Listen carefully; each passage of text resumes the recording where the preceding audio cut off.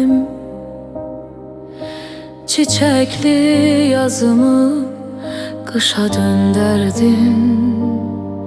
Elvida söyleyip ömürlük gittin. Kədəri, həsrəti payımı göndərdin.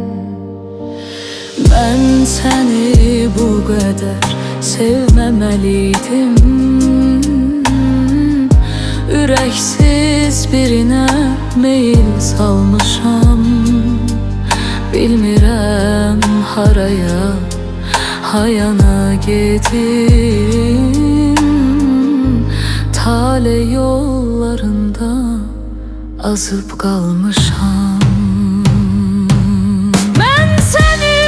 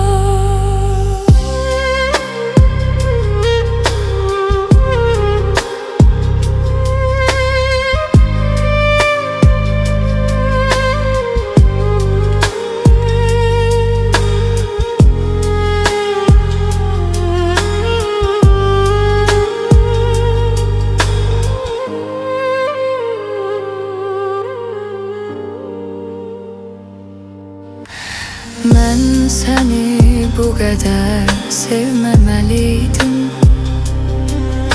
Bu sevgi qəlbimi odlara yaxdı. Ümidlər qırılıb külə döndükcə gözümün yaşları sel kimi axdı. Mən səni bu qədər sevməməliydim. Ürəyim daima adını andı. Unutmaq istədim, heç bacarmadım. Yadıma düşdükcə heyecanım yandı.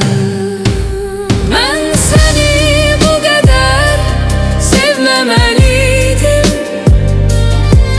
Bir məsum məhəbbət batdı günaha. Sayəndə daş oldu kövrək ürəyim. Mən səni sevirdim, sevmərəm daha. Mən səni bu qədər sevməməliydim. Bir məsum məhəbbət batdı günaha. Sayəndə daş oldu kövrək ürəyim. Mən səni sevirdim, sevmərəm daha. Mən səni bu qədər sevməməliydim. Bir məsum məhəbbət batdı günaha. Sayəndə daş oldu kövrək ürəyim. Mən səni sevirdim, sevmərəm